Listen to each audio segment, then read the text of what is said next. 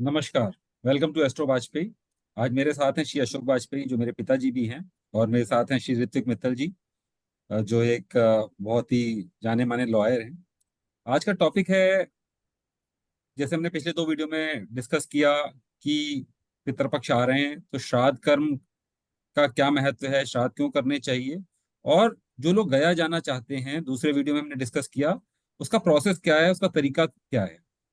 अब तीसरा प्रश्न ये आता है कि आज के वीडियो में जो हम डिस्कस करेंगे कि जो लोग गया नहीं जा रहे हैं, जो नॉर्मल अपने घर पे रहते हैं और पितृपक्ष आ गए हैं, उनको तर्पण करना है, तो उस तर्पण की विधि क्या है, वो कौन लोग कर सकते हैं। जैसे किसी के घर में किसी के हस्बैंड की डेथ हो गई, वाइफ भी है, बेटा भी है, तो क्या स्त्रियां वो कर सकती हैं।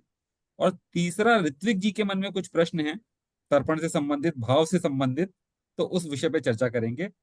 तो पापा, आपका स्वागत है। हाँ, नमस्कार भाई सभी सुधी दर्शकों को। प्रणाम गुरुजी। आयुष्मान भव और सभी को शुभकामनाएं। तो शुरू करते हैं।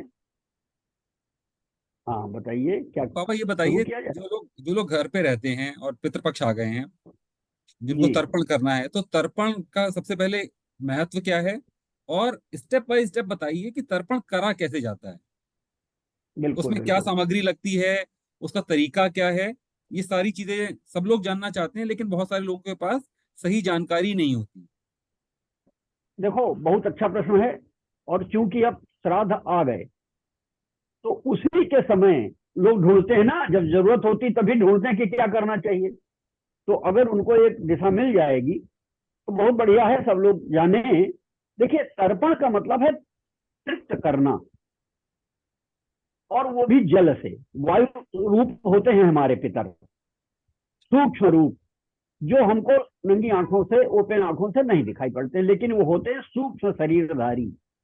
अच्छा, तो जल से तो ही क्यों करना चाहिए। मैं आपको टोक रहा हैं, हूँ, जल से ही क्यों करना चाहिए। आपौ आपौ वै सर्वै देवता तिष्ठन्ति। अच्छा। जल में ही सभी देवता हैं। हम्म। और अभी अब अध्यात्म की तरफ जाओगे ना, तो अध्यात्म का मतलब लोग आजकल बहुत वर्णन कर रहे हैं आध्यात्मिक को।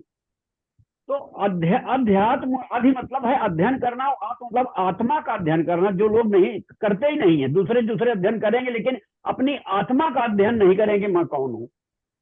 तो वहां कहा गया है कि आपकी बॉडी में या ब्रह्मांड में, यद ब्रह्मांडे तत् पिंडे, तो ब्रह्मांड में 70% जल है।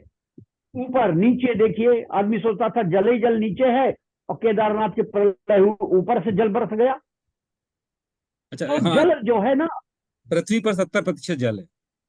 जल है। तो अंदर भी हमारे 70% जल है। जी। और वो जल कहते हैं ना कि जब आप प्रसन्न होते हैं ना, तो वो डायमंड क्रिस्टल में होता है। और जब आप एंगर होते हैं तो छिन्न भिन्न करके छोटे छोटे टुकड़ों में हो जाता है। और सबसे अच्छा होता है जल की अगर वो डायमंड क्रिस्टल में रहे। तो जल तो इसीलिए कहा गया है कि जल को पहले पीजिए। गुस्सा आता है, जला देता है वो, तो जल पीजिए कहा गया है। कि इसलिए पानी दीजिए, जल दीजिए, क्योंकि जल ही से बने हैं हम। और सारे देवता जल में ही तिष्ठ रहते हैं, तो उनको प्यासे होते हैं उनको। तो कहा गया जल करके तृप्त करे सबसे पहले। कोई आता है पहले, तो वायु तो पी रहा है, भगवान ने दिया है। वायु स्वरूप खुद ही है पितृ। हम्म। तो उसको जल सबसे पहले चाहिए, हम्म। क्योंकि तरलता, सरलता जल में ही है। तो इसलिए जल प्रयोग होता है हमारे अनुसार। हो सकता है बच्चे को नहीं, बहुत हरि सुंदर बात अनंत, कही हरि आपने। कथा अनंत। सही बात है, तो नहीं, बहुत सुंदर बात है और बहुत देखिए लॉजिकल बात है ये। कि विभिन्न रूप हैं। अब उसमें क्या कहिए, जल कहां से आए, जल क्यों है। तो कहा गया है ना कि एकदम बैलेंस होना चाहिए हर एक चीज। प्योर डिस्टिल वाटर कोई नहीं पीता है। जल पीता है, उसमें तो बहनी चीजें मिली होती हैं। उसी तरह जल कहां से आया, हाइड्रोजन और ऑक्सीजन। तो प्योर ऑक्सीजन दे दी जाए तो आप ले ही नहीं पाएंगे ना। तो उसका एक बैलेंस भाग है जो जल बनता है। बनता तो हवा ही से है, दोनों ऑक्सीजन और हाइड्रोजन ही तो हैं जो जल बना देती हैं। तो वायु से जब हम आते हैं तो जल रूप में आते हैं। और जल ही एक ऐसी चीज है जो तीनों भाग में मिलता है। सॉलिड बर्फ, लिक्विड स्वयं जल, और भाप गैस। तो वो हमारा तरल है, वाहक है, वही पहुंचाता है सब जगह। सूर्य को जल देते हैं। एक ने पूछा कि ये जल कैसे पहुंच जाता सूर्य के पास, तो भाई उसके कई उत्तर हैं। टेढ़े नुमा दे लीजिए, या भास्प रूप में हैं। राजा रघु जो है सबसे कर लेते थे। किस तरह है? सहस्त्र गुण उत्सुष्टुम आदत्ते ही रसम रवि। जैसे रवि सबसे रस जल रूप में, सब में रस है, रस जल ही तो है, जल लेता है और 1000 गुणा कर रूप में देता है उसको वर्षा करके। तो ये है, इसलिए जल का प्रयोग किया गया है। तो तर्पण तृप्त करना, ठीक है। और ये ऋण है। तो जो ऋण है वो पितृ ऋण, देव ऋण, ऋषि ऋण, और सबसे पहले पितर हैं। क्योंकि मैंने उस चैनल में बताया था, उस वाले वीडियो में भी, कि भाई देखो जल ही है यहाँ हमारे क्षीर सागर में जो विष्णु निवास करते हैं, तो वो हमारा मणिपुर चक्र जल ही जल से है, पेट। तो तैरते हैं सब जल में, शरीर वहां जल भरा हुआ है। तो तृप्त करना है उनको आशीर्वाद वचनों से। तो अभी मैं पूरा पहले बताऊंगा कि विधि क्या है, और फिर अगर वो नहीं है तो सूक्ष्म रूप से क्या हो सकता है, जो भाव रूप में कहा कि पूछेंगे। ठीक। तो सबसे पहले वैदिक रीत जी। तो कहा गया है कि भाई तर्पण जब श्राद्ध ये शुरू हो जाए, पितृपक्ष, तो पूर्णिमा से। तो पहले भी लोग कहते थे कि भाई पितृपक्ष तो आश्विन कृष्ण पक्ष से शुरू होता है, लेकिन कृष्ण पक्ष में पूर्णिमा नहीं होती। तो जिनके पूर्वज नहीं रहे पूर्णिमा को, वो क्या करें? इसलिए विधान रखा गया है कि पूर्णिमा से। तो आ जाए तो स्वच्छ मन से स्नान करके, और फिर खुले में, और सबसे पहले बैठे और खुले में, अपने को खुले में मतलब छत पर, या फिर हाँ, मतलब ऐसा है ना, खुले में इसलिए ना कि जो आवाहन करेंगे अनाहत बंधन ना हो, किसी प्रकार का बंधन जो है ना न हो।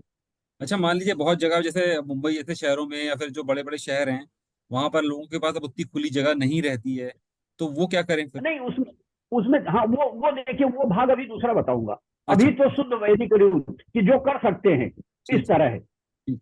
उनके लिए जी। है। और एक आसन जरूर होना चाहिए। साइंटिफिकली है कि रेत चली जाती है, पृथ्वी पर बहुत बड़ा मैग्नेट है, तो एक आसन बिछा ले। उस आसन हो, ऊनी हो, बहुत बढ़िया है। और बैठ करके सबसे पहले अपने को पवित्र करें। और आसन तो मंत्र हैं उसके, तो मंत्र बड़े हैं, लेकिन सबसे पहले अपवित्र अपवित्रो व सर्वावस्था जो मंत्र है, उससे जल लेकर के बाएं हाथ में दाहिने हाथ से छिड़के, आसन पे भी छिड़क लें। उसके बाद सबसे पहले पृथ्वी स्पर्श कर लें, क्योंकि सबसे बड़ा मैग्नेट है, वो खींच लेता है। तो उसको प्रणाम कर लें किसी भी रूप से स्पर्श करके। और उसके बाद फिर, हाँ, कोई भी कार्य करने के पहले तिलक आवश्यक है। आज्ञा चक्र को आप एक्टिव कर लें, क्योंकि सारा आज्ञा और सारा ज्ञान वही जाएगा।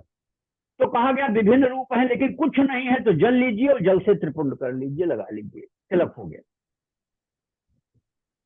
अब बैठिए और संकल्प करिए। यज्ञोपवीतधारी जो लोग हैं वो यज्ञोपवीत धारण कर लें, बदल लें, नहीं तो गमछा प्रयोग किया जाता है, वो डाल लें। और बाएं हाथ में जल, दाएं हाथ में जल लेकर के, चावल लेकर के, सामग्री उसकी होती है चावल, जौ और तिल, पुष्प इत्यादि जो है, तुलसी इत्यादि जो है वो है, लेकिन इतना जरूर होना चाहिए। अच्छा, इसमें एक प्रश्न ये है कि क्वांटिटी भी कोई है क्या? मात्रा कितनी लेनी है चावल की, कोई तिल? क्वांटिटी नहीं, कोई क्वांटिटी नहीं है। एक बार किसी ने प्रश्न किया मुझसे, इससे इतर जो कहते हैं ना कि इतना दान करना चाहिए, इतना, तो मैंने कहा कि बताइए भाई, किसी गरीब को 5 किलो चने की दाल कह दिया जाए तो बहुत बड़ी बात हो गई उसके लिए, और मिस्टर अंबानी को कह दिया जाए तो उनके लिए एक तिरका भी नहीं है। तो यथाशक्ति का उपयोग होता है इसमें, कि आपकी क्षमता क्या है उसके अनुसार दान करिए। तो चावल मात्रा कुछ नहीं है, तो 4 दाने भी हैं। तो वो चलेंगे। तो उस बैठ गए, अपने को पवित्र कर लिया। फिर संकल्प, संकल्प अभी हम शास्त्रों में बता रहे हैं, तो अपना नाम गोत्र करके कि मैं अपने देव, ऋषि और मनुष्य का तर्पण कर रहा हूं वहां पर। इससे संस्कृत में है, तो यहाँ तो समय निश्चित है, ये करना चाहिए। उसके बाद आवाहन, हर किसी की जिसका पूजन करते हैं पहले बुलाया जाता है, तो सबसे पहले आवाहन करें उनका कि मेरे समस्त देव, पितृ और दिव्य मनुष्य, ऋषि लोग जिसमें हैं, वो सब आकर के मेरा ये स्वीकार करें। उसके बाद बैठ करके, अब देखिए इसमें दो विधियां हैं। तो एक विधि तो ये है, ये बहुत सूक्ष्म और समझने वाली बात है।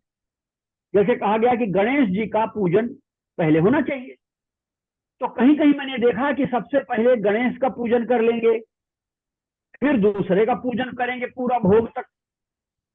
मैं कहता हूं कि विवाह में साधारण देखा गया है कि वर श्रेष्ठ होता है, तो वर पहले वर को दे दीजिए, थाली आई पहले वर को, भोजन कोई भी चीज दी गई सबसे पहले वर को। उसी तरह ये कम समय लगता है और विधिवत पूजन होता है कि सबसे गणेश को नहला दिया गया, फिर अन्य देवताओं, फिर गणेश को तिलक लगाया गया, फिर अन्य देवताओं। तो ये विधि है। तो होता क्या है कि एक दो थाली रखनी चाहिए, लोटा होना चाहिए। तो अब शुरू करते हैं कि देखिए भगवान ने आपके शरीर में ही तीर्थ दे दिए हैं हाथ में। तो जो अग्रभाग है ये उंगलियों वाला, ये देव तीर्थ है। तो देवताओं को इसी भाग से दिया जाएगा, उस तीर्थ से, तो उनको प्राप्त होगा। ऋषियों को छोटी वाली उंगली के पास का जो भाग है उसको दिशा कर दें, उस भाग से जो जल गिरेगा वो ऋषि प्राप्त करेंगे। हाँ, यहां ऐसे ऐसे कर लेंगे, ऐसे। अब और अंगूठा और तर्जनी के बीच का जो भाग है ये पितरों के लिए है, इसीलिए अंगूठा को पितृ कहते हैं। तो तो अंगूठा ये यहां से जो जल, और ये तर्जनी इसके भाग भी ये इंग्लिश में बताइए तर्जनी, ताकि ये जो लोगों को समझ में नहीं आता। हाँ, यहाँ पर कुशा इंडेक्स लेकर। इंडेक्स फिंगर, अच्छा ठीक है। इंडेक्स फिंगर और ये अंगूठा, हम्म, तो इसके बीच से जो गिरेगा जल वो है पितृतीर्थ, पितरों के लिए। थोड़ा सा ऊपर करके दिखाइए गुरुजी पापा। शायद इसीलिए गुरुजी हाँ शायद ये इसलिए देखिए, बोला गया तर्पयामी और मार्जियामी। मार्जन अलग है। तर्पयामी और मार्जियामी। हाँ, तर्पयामी। तर्पण दोनों ने नहीं, पहले तो डिस्टिंग करिए कि तर्पयामी अलग है और मार्जयामी अलग है। तो पहले तर्पण फिर मार्जन, मार्जन में स्नान तृप्त करके। तो देखो जब किसी यज्ञ करते हैं ना, तो उसके कई भाग हैं। यज्ञ करने के बाद तर्पण, मार्जन है, और फिर उसका दशांश ब्राह्मण भोजन। अब जो ये नहीं कर सकता है तो कहा गया ये सब जप करते जाइए तो पूरा हो जाता है। ठीक है, तो तर्पण हो गया। तो तर्पण इस तरह से करना चाहिए इन तीर्थों से। अब कुशा सबसे कहा गया है, कुशा के अग्रभाग से और जल से जो दिया जाता है वो अमृत तुल्य हो जाता है।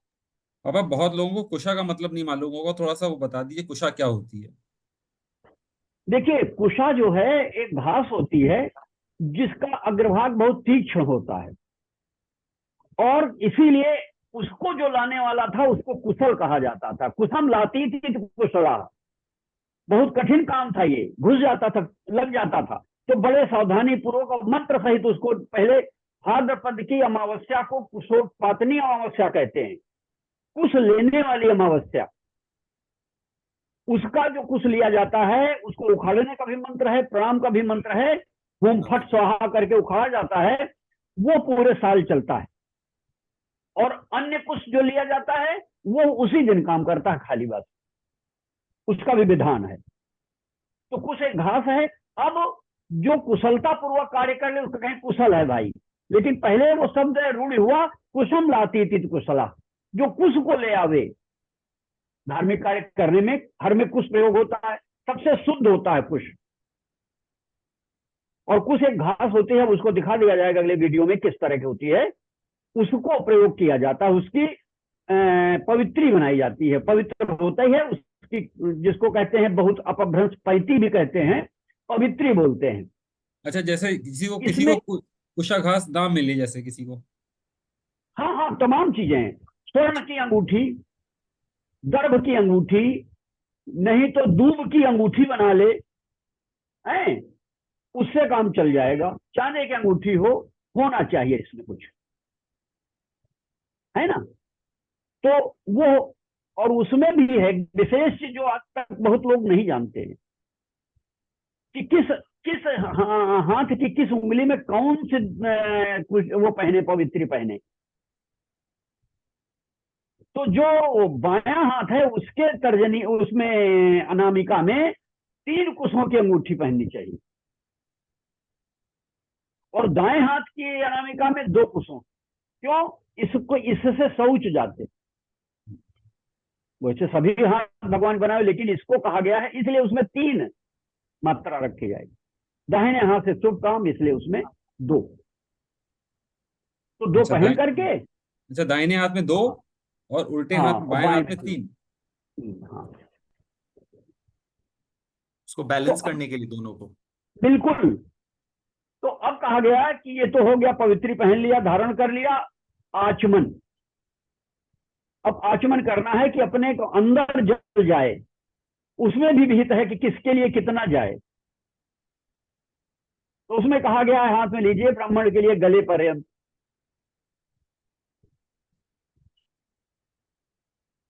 है, और अन्य लोगों के लिए कंठ तक जाए, और कुछ लोगों के लिए ऐसे ही कर ले कि क्योंकि जो जितना ज्ञाता उसके लिए नियम कठिन, जो जितना कर सकता है तपस्या उसके लिए उतना ही कठिन, क्वालिफाइंग लाइन उतनी ही कठिन होती है, उतनी सरल हो जाती है। जो नहीं जानता उसके लिए भाई ये कर लो। तो अब शुरू करते हैं। अब हो गया, तो सबसे पहले देवतर्पण, देवताओं को तृप्त करेंगे। तो बैठेंगे पूर्वाभिमुख, पूर्व की तरफ, और बैठ करके 2 विधियां हैं। एक थाली बगल में रखी, एक में जल लिया, उसमें तुलसी पत्र, फूल, तिल, और सबसे पहले चावल। तो हम तो ये विधि जरा थोड़ा सा, कि इतनी अंजलि इतना पानी लगता है, लोग परेशान हो जाते हैं। बाबा, क्या क्या बताया सामान, फिर से बता दिए। तुलसी। देखिए उसमें कुछ लोग क्या करते हैं, उसी जल में तुलसी, थोड़ा सा तुलसी, मधु, मधु, चा, चावल, चावल, जौ, तिल, जौ, तिल। ठीक ये डाल लेते हैं। है। लेकिन जो शुद्ध वैदिक है उसमें है कि पहले आप थाली एक रखें, और उससे चावल ले लें हाथ में, और दूसरी थाली के जल से ऐसे भरे अंजलि, और अग्रभाग से गिरा दें, तो चावल दाहिने हाथ में लेना है, बाएं हाथ में? दाहिने हाथ में। दाहिने हाथ में। लेकिन मैं सबसे सरल बता रहा हूं। ठीक है। थाली वही, लोटा लिया, और चावल रखे यहां आगे भाग में, हम्म, और इससे जल गिर रहा निरंतर, एक एक अंजलि देनी है। तो जब निरंतर जल गिरता है तो कोई न जल वेस्ट होगा, न ज्यादा जल लगेगा, धार गिर रही है और अंजलि से गिर रहा है। हम्म, यहां भाव आता है कि भाई हम विकसित कर रहे हैं, और भाव यही है, और जल गिर रहा है। हम्म, तो एक एक अंजलि देवताओं को, ठीक है। तो उसके मंत्र हैं, उसके देवता हैं, लेकिन भाव ये जो नहीं जानते हैं वो सभी देवताओं को, भाई जितने देवता हैं, एक एक अंजलि कम से कम 5-7 बार गिरा दे उन देवताओं के लिए। देव तृप्त है, तो देवता तृप्त है। और आपका गमछा या जनेऊ रहेगा बाएं कंधे पे, जिसको कहते हैं सभ्य और अपसभ्य। उसके भी अलग नियम है। यज्ञोपवीत को जब यहां पड़ता है तो वो उपवीत कहते हैं। ठीक, जिनके पास जनेऊ नहीं है वो गमछा प्रयोग करें, बाएं भाग में ऐसे डाल ले लंबा लंबा, बस। ठीक। अब ऋषि तर्पण, दिव्य मनुष्य उसको कहते हैं। तो ऋषियों को उत्तर की तरफ कहा गया है कि उत्तर हिमालय पर्वत है, सारे ऋषि पहले उतरे जाते थे पर्वत पर तपस्या करने से, ऋषियों का स्थान है, तो कहा गया उत्तर की तरफ मुंह करके, और 2-2 अंजलि उनके लिए। और ऋषि तीर्थ, छोटी उंगली के बगल से तिरछा कर दें। अब इसमें सबसे सरल है। और इसमें आपको जौ प्रयोग करना है, क्योंकि जौ रखेंगे 2-4 दाने रख लीजिए और जल गिराइए, और ऐसे करते जाइए, ऐसे करते जाइए, ऐसे 2-2 अंजलि 2-2 बार उनका नाम लेकर के, मरीचिस्तप्यंताम अंग्रेस्तप्यंताम है वो लिख करके बता देंगे, एक बार देख लेंगे लोग। अब आता है इसके बाद हमारे पितर माना गया है कि दक्षिण भाग थे, दक्षिण दिशा में। तो दक्षिण दिशा में है, तो अब हमको मुंह करके दक्षिण दिशा में बैठना है। और उसमें जो इनका प्रयोग है वो कुशा साथ में होगी, बिना कुशा के नहीं होगा। कुशा का अग्रभाग ही सबसे शुद्ध है। अब इसमें बनाते हैं मोटक, कुशा अलग, 2 कुशा जोड़ करके, इसमें 3 कुशा और मोड़ करके उसको मोड़ लेते हैं और गांठ दे देते हैं, वो मोटक कहलाता है। तो दक्षिण की तरफ बैठ गए और जनेऊ आपका या गमछा दाहिने कंधे पे होगा। अब सब पे जो उस वीडियो में पूछा गया था वो ये बात है कि ये हमारे ध्यान और पूजन और शुद्ध सात्विकता का है, तो हम इसको अशुद्ध कहते हैं। अब शब्द मतलब दूसरी तरफ, तो इसमें रख करके कंधे पर गमछा रख लें, नहीं जनेऊ रख लें। उसके बाद काले तिल प्रयोग करेंगे। इसमें काले तिल प्रयोग होते हैं, और मोटक ले लें, और मोटक ले करके काले तिल रख लें। और फिर 14 यम, सबसे बड़े हमारे पूर्वज हैं वो, तो यमों को जल दिया जाता है। यमास्त्रप्यंताम उसके 14 नाम है, यमास्त्रप्यंताम में। और 3-3 अंजलि, 3 बार बस जल लीजिए, यमास्त्रप्यंताम 3 बार गिरा दीजिए, तो जल्दी कम प्रयोग होता है और भाव सहित वहां जाता है। ठीक है गुरुजी, जो हाँ, कुशा है, ये जो कुशा है, कुशा का पर्पस क्या ये है कि कुशा जो है यहाँ पर वो एक बाण रूप में काम करेगी, क्योंकि उसका एक जी एंगल जो सेट होगा वो एंगल हाँ, दक्षिण भाव में जाकर वो जहां पर वो सूक्ष्म शरीर में है उस एंगल बिल्कुल को हिट बिल्कुल, ऑन करेगा। तो कुशा क्या ही ऐसा कह सकते हैं कि कुशा उस जल की फ्रीक्वेंसी को इंक्रीज कर देगा ताकि वो एग्जैक्टली उसी पॉइंट पर पहुंच जाए? जस्ट बिल्कुल कुशा वाहक है। वाहक समझते हो ना, ट्रांसपोर्ट जिसे कहते हैं, वो ले जाता है और वही ले जाकर के वहां उनको पितरों को देता है। तो कुशा जो है वो कैटलिस्ट है एक तरीके का, जो बिल्कुल, जल के और पितरों के। हाँ, तो बिना कुशा कुशा का के तो, महत्व। कुशा का महत्व यही है, बिना उसके, बिना वकील के हम नहीं पार करते, लेंगे ही नहीं। इसके साथ आओ तो लेंगे। तो कुशा एक वो यंत्र है, एक बिल्कुल यंत्र वो, है जो उसको हाँ, वहां तक पहुंचाएगा। वहां तक पहुंचाता है। तो वो कुशा चाहिए। थोड़ा सा वीडियो, और हाँ थोड़ा सा इसको शॉर्ट करते हैं, क्योंकि अब 5-6 मिनट में वीडियो खत्म करेंगे हम लोग, ताकि हाँ ठीक, तो बस ठीक हाँ है, हाँ। बस हो गया। देखिए, तो अब यमों को देंगे जल, और कुशा मोटक रहेगा, काला तिल रहेगा, 14 यमों को, सीक्वेंस बता रहा हूं बस। और उसके बाद फिर पिता, बाबा, पर बाबा, पिता पितामह, पापा पितामह है। उसके बाद माता, और माता माही, पापा पितामही, वो माता माही, नाना। दादी, पर नहीं नहीं, दादी। अब अभी माँ, दादी, परदादी अच्छा अच्छा, है। ठीक है। ठीक है, ये हो गए। इसके बाद फिर आता है मातृकुल, हम्म, गोत्र सहित। और उसके बाद नाना, परनाना, और वृद्ध नाना, वृद्ध परनाना, उनको। उसके बाद नानी, परनानी, वृद्ध परनानी, इनको दे दिया जाएगा जल। Maternal and paternal both. हाँ बिल्कुल बिल्कुल, बिना एक के दोनों के है, दोनों हम करते अच्छा, हैं। ये पूरे पितृपक्ष पूरे दिन, हर दिन देना है कि कोई स्पेसिफिक दिन है? बिल्कुल नहीं नहीं, ना ना ना ना, पूरे दिन। अच्छा। कहा गया है कि उन 16 दिनों में सारे पितृ आते हैं और अपने आपके दरवाजे पे आते हैं और चाहते हैं कि हमको जल दे, और जो जल देता है उनको बहुत प्रसन्नतापूर्वक आशीर्वाद दे के जाते हैं, और नहीं तो क्रोधित होके जाते हैं कि अच्छा। जल भी नहीं दे सकता है राइट। इसका। अब चूंकि समय नहीं है, नहीं तो इसका शाहजहां ने कहा था जब उसको जेल हुई थी। हम्म।